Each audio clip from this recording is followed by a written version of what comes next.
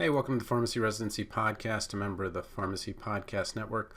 I'm going to talk about the first paragraph of the letter of intent and how the ASHP showcase and then the individual site showcases kind of fit into that. So if you want my one-on-one help, just go to residency.teachable.com or tonythepharmacist@gmail.com. Give me an email and I can talk to you more about it. But let's get right into it. So most people will go to this template at UCSF. It is the Pharmacy Residency Letter of Intent template. And they'll use this exact word for word. It just breaks my heart. But exact word for word first sentence. I'm writing to express my interest in applying for a PGY1. And then I have had the pleasure to meet with your current residents at blank. And it says the ASHP mid-year clinical meeting with Dr. such and such and such and such.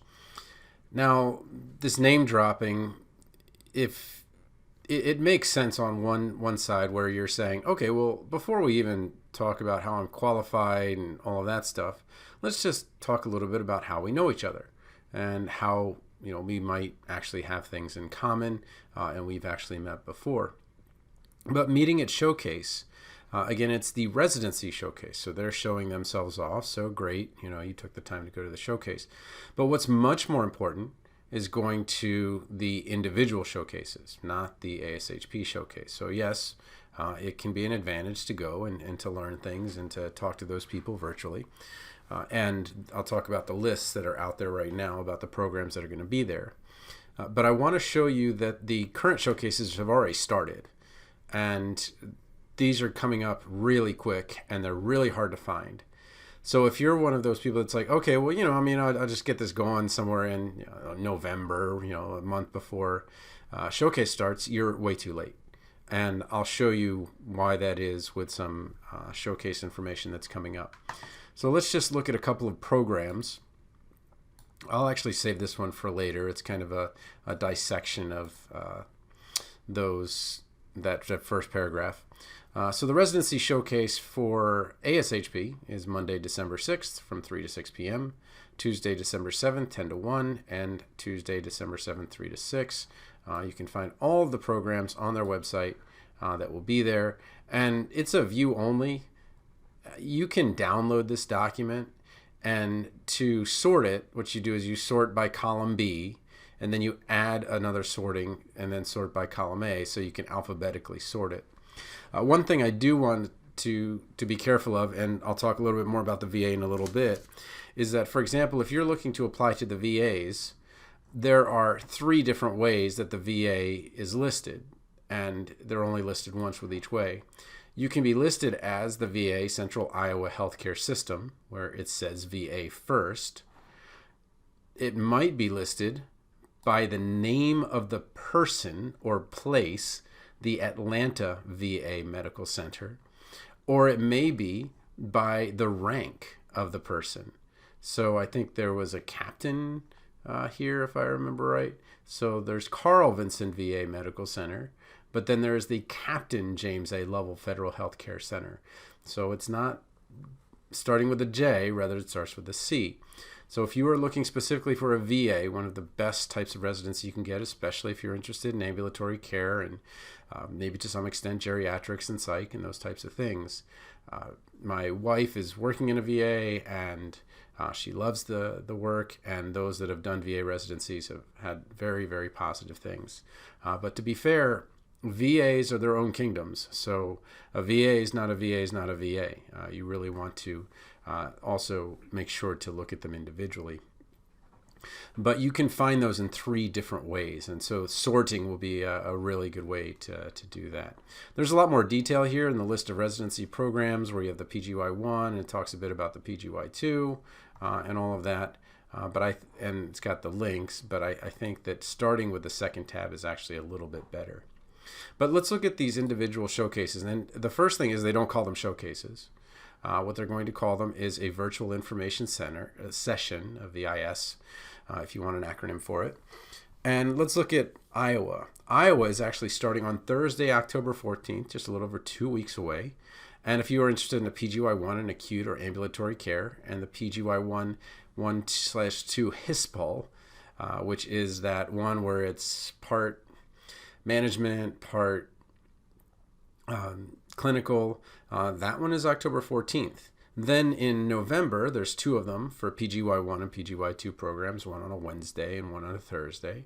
And I'm not sure why they have the Central Daylight Time and Central Standard Time. It doesn't make sense to put different ones there. But anyway, so you've got these three different ones, but you notice there's one coming up in just a couple weeks. Go to, once you register, you'll be asked, which program are you interested in? You give them your email, and I assume that from there they would give you some information. I'm not interested in a program, so obviously I'm not going to sign up for it, but you can see that community is completely absent from here. So the community program, which is excellent, is a completely different thing, and I don't believe that these in any way are going to relate to the community. So we can check, okay, well, are they going to be at ASHP? And we see, okay, well, let's go down to University of Iowa Hospitals and Clinics, and we see that it's right there, Monday from 3 to 6. And so you would have people that are going to this one as well as this one, and you'll probably be able to talk to very different people in both of those situations. And the key is that now you're going to take that information and you're going to put it into that first paragraph. So I'm going to show you a different first paragraph, which was a dissection of that cover letter or letter of intent. And I've done a video like this before. Here's the Dear Dr. Kirkwood, I'm ready to express my interest. You're killing me with this. There's nothing that says that the first 7 words in your letter of intent are I am writing to express my interest. And what it does is, for somebody that's reading dozens and dozens of these, it's just like, oh, come on. Anything but I am writing to express my interest in this program. And I was first introduced to the hospital when my father recounted stories of his training as a medical resident. And so we're giving a little bit of family background, and he talks a little bit more about that. He keeps talking about his dad, and then talks a little bit about how it relates to him, and then how he actually talked to the PGY2 resident. And I never liked the possessive. After working with your PGY2 resident, just say with Dr. Crystal Zephyr. You don't need to tell the RPD who their resident is. They know Dr. Crystal Zephyr. You don't need to tell them, oh my gosh, well, I'm glad you clarified that for me. You don't need to do that. They know who they are. Just say the doctor, and you don't need to do Dr. Crystal Zephyr PharmD. You don't have to do that, okay? And attending the virtual open house and having rotations. And so what they're saying is, look, I have a family background that it had to do with your hospital. Part of what I did with pharmacy school and my APPEs has to do with this. And we also kind of have this connection with the preceptor that I've had at the hospital. And what you're doing is you're building that rapport, saying, okay, well, while we may not know each other, I am not writing a generic letter of intent. I've actually talked to people there. Okay, so then we kind of move on from there to UNC. And we're going to see that they're going to be at NCAP, ACCP, which are both in October, SNAFA in November 11th, and then the ASHP Pharmacy Residency Showcase. 21-22 recruitment plans, they say everything is going to be virtual. So there will be no on-site visits. It's really important to know, because as you're going through this, the more virtual ones you have, the more applications you can submit. The fewer virtual ones you have, the fewer, as long as you get the interview, you would be able to submit. And you can turn down interviews. It's not, it's a request for an interview, though I don't know many people that would turn down a UNC interview. But look at this. We're talking about PGY1. They set the dates, October 13th, 6 to 7 Eastern, October 28th, 7 to 8 Eastern, Wednesday, November 17th, 6 to 7 Eastern, and then one for residents only after the showcase. So they've already set their dates, and those dates are 2 weeks away. So where we're really running into the great divide in pharmacy schools is that there are programs within programs. And so let's go back to soccer, because it's just top of mind. My daughters had 7 games, and they were hoping to have 8. Unfortunately, one of the teams didn't quite make it to the championship.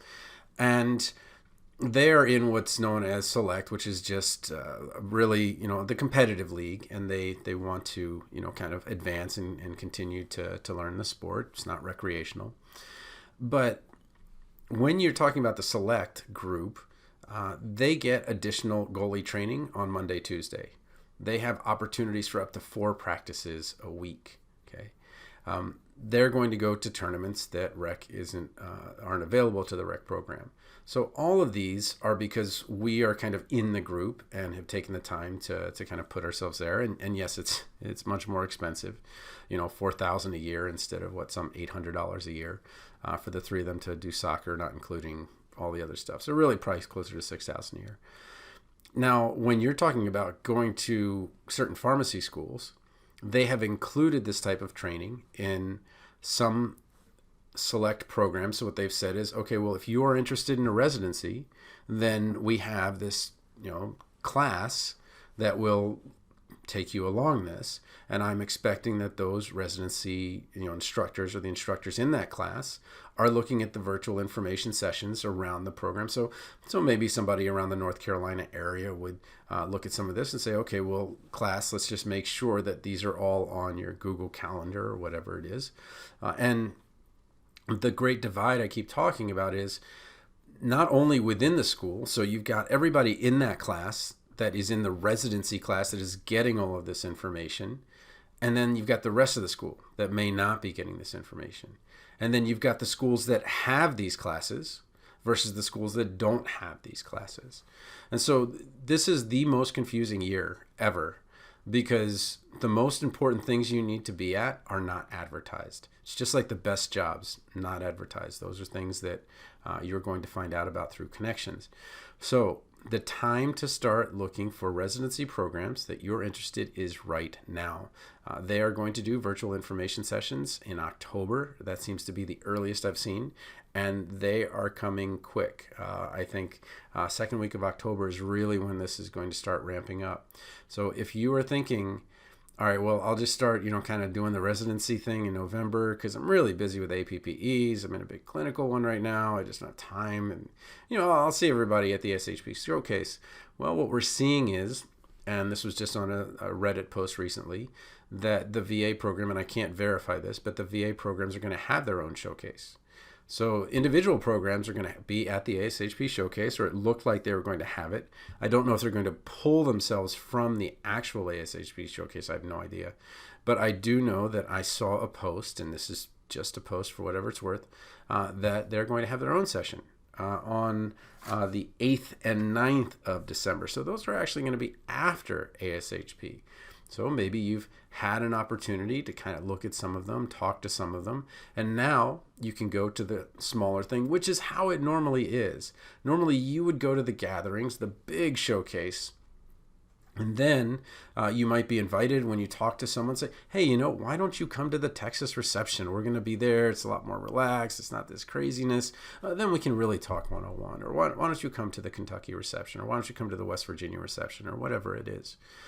And what I'm telling you and what I've heard from current residents and RPDs often is that if you're not in tune with their virtual information sessions, then you are at a somewhat disadvantage because these are the opportunities to really get to know the actual people. So when you're writing your letter of intent, you're not just name dropping that, hey, I got in the queue, I asked a question at ASHP. Rather, you got to listen to them actually talk about their programs. You got to hear them talk about their experiences as residents. You actually have some information where you can connect with them, maybe even about their project.